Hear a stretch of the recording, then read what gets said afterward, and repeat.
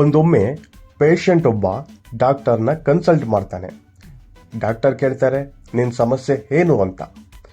Patient ಹೇಳ್ತಾನೆ, ಡಾಕ್ಟ್ರೇ, ನಾನು ಎಲ್ಲೇ ಮುಟ್ಟಿದ್ರು ನನ್ನ ದೇಹದಲ್ಲಿ ನೋವಾಗ್ತಾ ಇದೆ ಅಂತ ಹೇಳ್ತಾನೆ. ಪೇಷಂಟ್ ತನ್ನ ಹಣೆನ ಮುಟ್ಟಿ ಇಲ್ಲಿ ಮುಟ್ಟಿದ್ರು ನೋವಾಗುತ್ತೆ ಅಂತ ಹೇಳ್ತಾನೆ.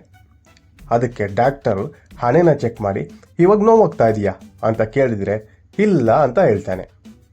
ಪೇಷಂಟ್ ತನ್ನ ಎದೆನ ಮುಟ್ಟಿ ಇಲ್ಲಿ ಮುಟ್ಟಿದ್ರು ನೋವಾಗ್ತಾ ಇದೆ ಅಂತ ಹೇಳ್ತಾನೆ.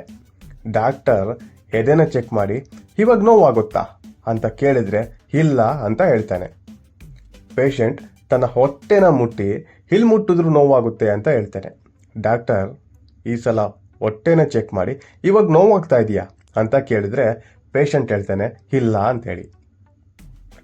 ಕೊನೆಗೆ ಡಾಕ್ಟರ್ ಆತನ ಬೆರಳನ್ನ ಹಿಡಿದು ಚೆಕ್ ಮಾಡಿದಾಗ ಸಮಸ್ಯೆ ಇರೋದು ಬೆರಳಲ್ಲಿ ದೊಡ್ಡ ಗಾಯ ಆಗಿದೆ ಅಂತ ಗೊತ್ತಾಗುತ್ತೆ. ಹೀಗೆ ನಾವು ಎಷ್ಟೋ ಸಾರಿ ಬೇರೊಬ್ಬರಿಂದ ಸಮಸ್ಯೆ ಇದೆ, ಅವ್ರು ಸರಿ ಇಲ್ಲ, ಇವ್ರು ಸರಿ ಇಲ್ಲ ಅಂತ ಕಾರಣಗಳನ್ನ ಕೊಡ್ತಾ ಇರ್ತೀವಿ. ಆದರೆ ಸಮಸ್ಯೆ ನಮ್ಮಲ್ಲೇ ಇದೆ. ಮೊದಲು ನಮ್ಮನ್ನ ನಾವು ಸರಿಪಡಿಸಿಕೊಂಡ್ರೆ ಈ ಪ್ರಪಂಚದ ಸಮಸ್ಯೆಗಳ ಬಗ್ಗೆ ತಲೆ ಕೆಡಿಸ್ಕೊಳ್ಳುವಂತ ಅವಶ್ಯಕತೆ ಇಲ್ಲ.